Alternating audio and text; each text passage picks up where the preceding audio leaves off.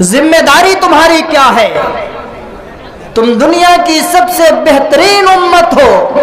اس دھرتی پر پائی جانے والی تمام قوموں میں تمہارا شمار اللہ رب العزت والجلال کی بارگاہ میں سب سے بہترین قوم کے طور پر ہو رہا ہے. تمہاری ذمہ داری کیا ہے؟ اللہ ہمیں ہماری ذمہ داریوں کے بارے میں بتلا رہا ہے. تأمرون بالمعروف، اور لوگوں تمہاری سب سے پہلی ذمہ داری یہ ہے کہ تم اس دھرتی پر بسنے والے لوگوں کو بھلائیوں کا حکم دو. خیر کا جو بھی کام ہو، انسانیت کے فلاح و بہبود کا جو بھی کام ہو، تأمرون بالمعروف، بھلائی کا حکم تم لوگوں کو دو. تأمرون بالمعروف وتنہون عن المنکر، تمہاری دوسری ذمہ داری ہے کہ اس دھرتی پر اگر کہیں کوئی پاپ ہو رہا ہو، اس دھرتی پر اگر کوئی گناہ کا کام ہو رہا ہو، اس دھرتی پر بسنے والے لوگ اگر راہ راست سے بھٹک رہے ہو، سیدھے راستے کو چھوڑ کر اگر کسی دوسرے راستے کی طرف، گمراہی کے راستوں کی طرف اگر انسانیت جا رہی ہو، اے دنیا کے بہترین لوگوں، تمہاری دوسری ذمہ داری اس وقت یہ بنتی ہے تأمرون بالمعروف وتنہون عن المنکر، کہ لوگوں کو اس برائی کے راستے پر جانے سے روکو، لوگوں کو گمراہی کا راستہ اختیار کرنے سے روکو. وتؤمنون باللہ، اور اللہ پر تمہارا ایمان ہو.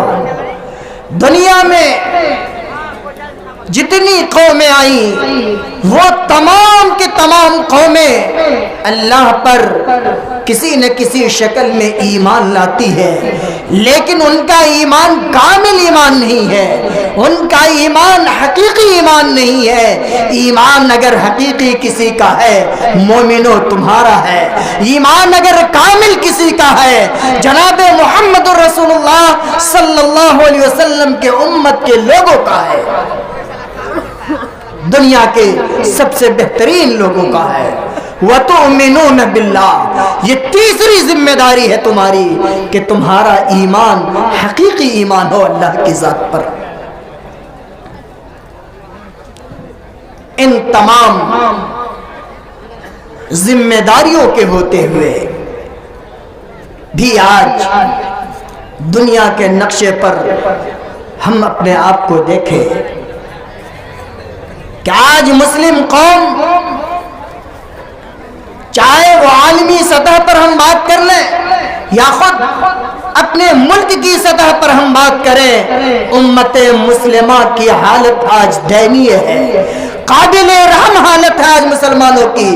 مسلمان دنیا کے کسی بھی کونے میں ہو، آج اس کی کوئی خبر گیری کرنے والا نہیں ہے. یہ فلسطین کی سرزمین چھوٹے چھوٹے بچوں، ننھے معصوموں اور جوانوں کے خون سے فلسطین کی دھرتی لالازار بنی ہوئی ہے، لیکن انسانیت کو ایسے وقت میں سانپ سونگ گئی ہے. کوئی مسلمانوں کی حمایت میں آواز بلند کرنے والا نہیں ہے. آج ایسے وقت میں کہ جب انسانی خون سستا ہو گیا ہو، انسانی خون کی کوئی اہمیت نہ ہو، اس کی جان کی کوئی اہمیت نہ ہو، اس کی حرمت کا کوئی پاس و لحاظ نہ ہو، ایسے وقت میں انسانوں سے زیادہ جانوروں کے ساتھ رحم و کرم کا معاملہ روا رکھا جا رہا ہے.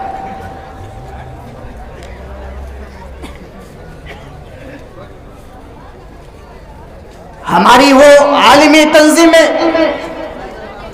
جو انسانیت کی وکالت کرتی ہے، ہماری وہ تنظیمیں جو بچوں کے تحفظ کی باتیں کرتی ہے، آج وہ تنظیمیں بظاہر نعرے تو دیتی ہے کہ ساودھان، یہاں بچے ہیں، بچوں کا خیال کیا جائے، کیپ سائلنس، خاموشی اختیار کیا جائے تاکہ بچوں کو کسی طرح کی کوئی نقصان نہ پہنچے.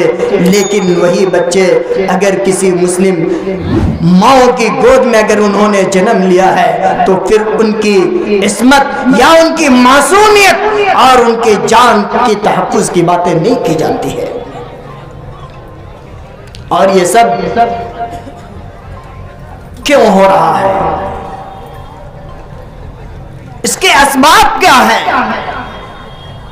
قرآن سے جب ہم پوچھتے ہیں تو قرآن ہمیں بتلاتا ہے ان اللہ لا یغیر ما بقوم حتی یغیروا ما بانفسہم. اور لوگوں تم اپنی بربادی کا سوال کر رہے ہو, تم اپنی بربادی کے بارے میں پوچھتے ہو, تمہارے ساتھ آج ناروا سلوک کیا جا رہا ہے, تمہارے ساتھ سوتیلا پن کا مظاہرہ کیا جا رہا ہے, تم اپنے بارے میں پوچھتے ہو. جاؤ قرآن کی آیت کریمہ کو پڑھو, ڈیپلی اس کا اسٹڈی کرنے کی کوشش کرو. خود قرآن تمہیں خود بتلا رہا ہے ان اللہ لا یغیر ما بقوم حتی یغیروا ما بانفسہم, کہ وہ قوم جسے اپنی حالت کے بدلنے کا خیال نہ ہو, جن قوموں نے بھی اپنی حالتوں پر نظر ثانی نہیں کی, جن قوموں نے بھی اپنے بارے میں جاننے کی کوشش نہیں کی, اپنی کرتوتوں کی طرف اگر انہوں نے نظر کرنے کی کوشش نہیں کی, ما بقوم حتی یغیروا ما بانفسہم, اللہ نے بھی اس کی حالتوں کو نہیں بدلا ہے. جب تک قوم اپنے کیے ہوئے کاموں کا محاسبہ نہیں کرتی, اللہ اس کے دنوں کو, اللہ اس کے اچھے دنوں کو نہیں لاتا. وَإِذَا أَرَادَ اللَّهُ بِقَوْمٍ سُوءًا فَلَا مَرَدَّ لَهُ مِن دُونِهِ مِن وَالٍ. مسلمانوں, آج ہم نے اپنے دین سے اپنا رشتہ توڑ لیا, آج ہم نے اپنے رب سے اپنا رشتہ توڑ لیا, اپنے نبی سے اپنا رشتہ توڑ لیا. ہمارا کلچر کیا ہے, ہماری تہذیب کیا, ہماری ثقافت کیا ہے, ہمیں نہیں معلوم.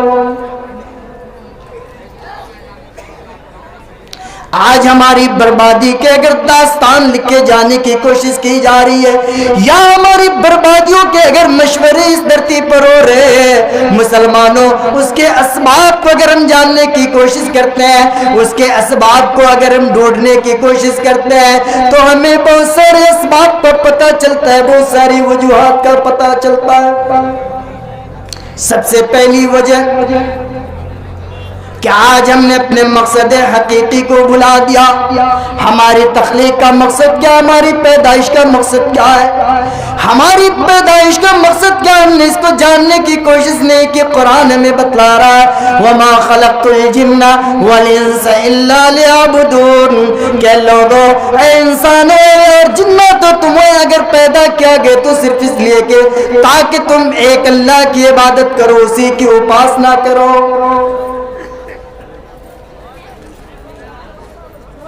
توحید کیا ہے؟ آج اس توحید کو ہم نے اپنی زندگی سے نکال دیا ہے.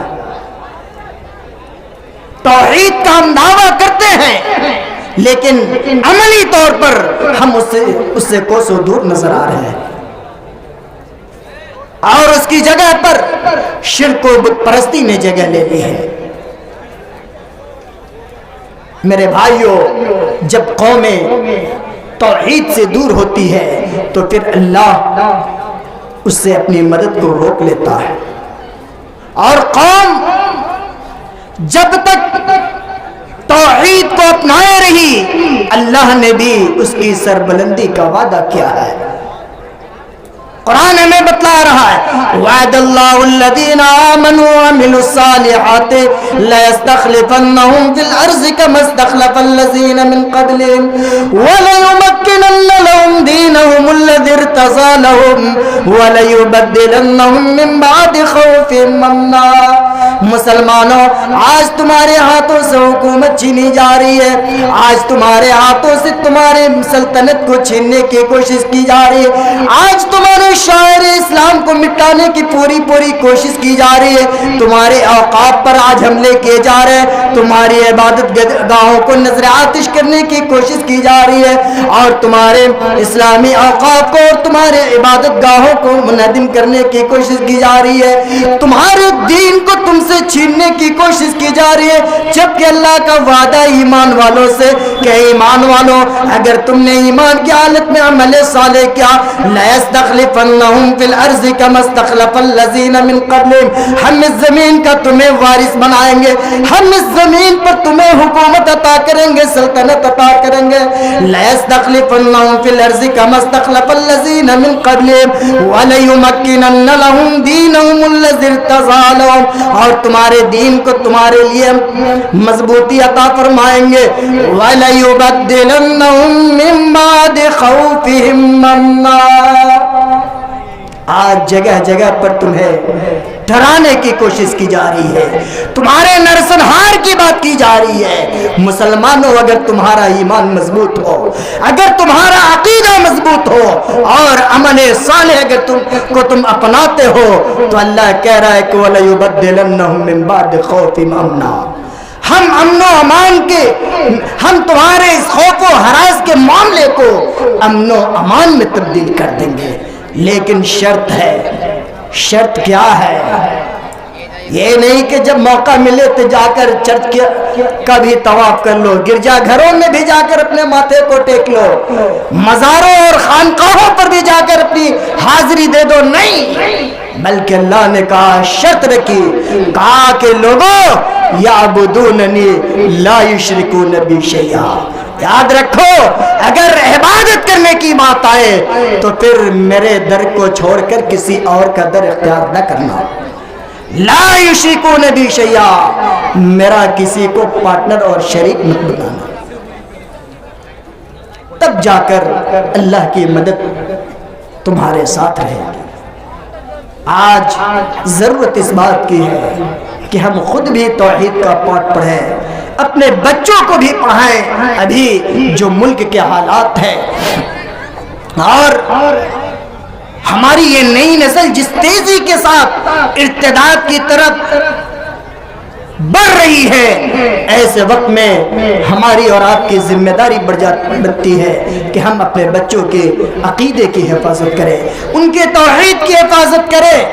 ہمارے لیے وہ لوگ آئیڈیل نہیں ہیں جو آپسی صدبھاؤ کے نام پر لکھنؤ کی سرزمین سے 300 کی تعداد میں پیدل یاترا پر نکلتے ہیں کہ امام الہند رام کی ہم زیارت جا کر کریں ایودھیا کی سرزمین پر، اور آپسی صدبھاؤ کا سندیش ہم لوگوں کو دے، ہم بھائی چارے کا پیغام دے لوگوں کو۔ مسلمانوں ایسے پیغام کی کوئی ضرورت نہیں، جہاں پر ہمارا توحید رسوا ہو رہا ہو، جہاں پر ہمارے ایمان کا سودا ہو رہا ہو، ایسے وقت میں ہم ایسے صدبھاؤ کی وکالت نہیں کرتے، ہمارا اسلام ہمیں اس کی اجازت نہیں دیتا، بلکہ ہمارا اسلام ہمیں اس بات کی تعلیم دے رہا، لا تشرک باللہ شیئا وَإِن قُتِلْتَ أَوْ حُرِّقْتَ، اے لوگوں اگر تمہیں بوٹی بوٹی کر دیا جائے، آگ کے حوالے تمہیں کر دیا جائے، آگ کے جلتے انگاروں پر اگر تمہیں رکھ دیا جائے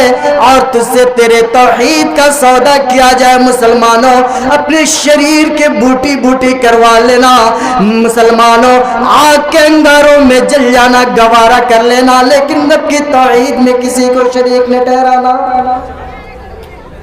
یہ ہمارا اسلام ہمیں بتلاتا ہے۔ آج ہمارے سماج اور معاشرے کی حالت یہ ہے کہ جب ہمارے باپ بھائی موت کے قریب ہوتے ہیں، ان کی اولاد ان کے ارد گرد جمع ہو جاتی ہے، باپ وصیت کرتا ہے کہ فلاں سے مجھے عداوت تھی، ہمیں اس سے بدلہ لینا تھا، کوئی موقع مناسب ہاتھ نہیں آیا، سنو جائیداد بک جائے کوئی بات نہیں، حکومت چھن جائے کوئی بات نہیں، دشمن کو دشمن سمجھنا اور اس سے اپنے باپ کا بدلہ ضرور لینا۔ لیکن جب ہم قرآن پڑھتے ہیں تو قرآن ہمیں کیا سبق دیتا ہے؟ وہ یعقوب جو اللہ کے نبی ہیں، अम कुन्तुम शुहदा इज़ हज़र याक़ूब अल-मौत इज़ क़ाल लिबनीहि मा ताबुदून मिन बादी। ये हज़रत याक़ूब अलैहिस्सलातु वस्सलाम मौत के करीब है, उनकी सारी औलाद उनके सामने हाजिर होती है। हजरत याकूब अपने बेटों से ये नहीं कहते कि मेरे बेटो मेरे मरने के बाद मेरी जायदाद को कैसे तकसीम करोगे, ऐ मेरे बेटो मेरे मरने के बाद जो दुनियावी मामलात है उन मामलात को कैसे हल करोगे। नहीं, बल्कि कहा इज़ क़ाल लिबनीहि मा ताबुदून मिन बादी, और मेरे औलाद और मेरे बेटो मेरे मर जाने के बाद तू किसकी इबादत करोगे। मेरे मर जाने के बाद अगर तेरी पेशानी झुके तो कहाँ झुके। उन तमाम बेटों ने जो अपने मुहित बाप से जो सबक सीखा था उस सबक को दोहराया। कहा कालो नाबुदु इलाहक व इलाह आबाइक इब्राहीम व इस्माईल व इसहाक इलाहु वाहिदा। अब्बा जान मेरी तौहीद इतनी कमजोर नहीं, अब्बा जान मेरा अकीदा इतना कमजोर नहीं। हाँ, जो पाठ आपने मुझे बचपने में पढ़ाया था, जिस अकीदे की आपने मुझे तालीम दी, वो अकीदा आज भी मुझे याद है। हम उसी रब की इबादत करेंगे जो रब हमारे बाप दादा का रब है, जिसकी इबादत हमारे बाप दादा क्या करते थे। जो रब अकेला है, एक है, उसी रब की हम इबादत करेंगे। तौहीद के बाब में हमें समझने की जरूरत है मेरे भाइयों। आज इस तौहीद के न होने की बुनियाद पर यह उम्मत बर्बादी की तरफ बढ़ती चली जा रही है। इस उम्मत की बर्बादी का एक दूसरा सबब आपसी इख्तिलाफात का होना।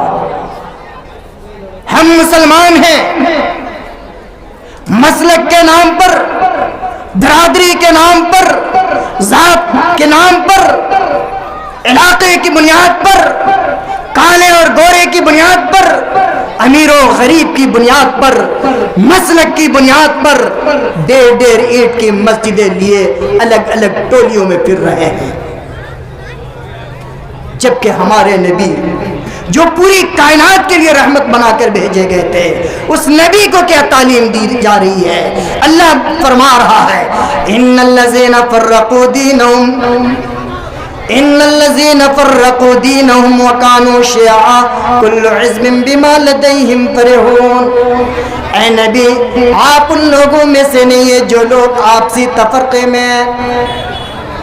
मेरे भाइयों, आज जरूरत इस बात की कि अल-मुमिनु लिल-मुमिन कल-बुनियान यशुद्दु बाज़ुहु बाज़ा। आज तमाम इख्तिलाफात को भुलाकर इत्तेहाद की लड़ी में अपने आप को पिरोने की जरूरत है। और इस बात में एक वाक़या बयान करके मैं अपनी बात खत्म कर रहा हूँ। मेरे भाइयों, आज हमारे हालात इतने संगीन हो गए कि हमारी हालतों को देखकर प्यारे नबी सल्लल्लाहु अलैहि वसल्लम ने हमें ये तालीम दी थी। मोहसिन इंसानियत ने हमें ये बतलाया था। जब मुहाजिरीन मक्का जब मदीना की धरती पर पहुंचे थे, प्यारे नबी सल्लल्लाहु अलैहि वसल्लम ने बड़ा खूबसूरत पैगाम दिया था।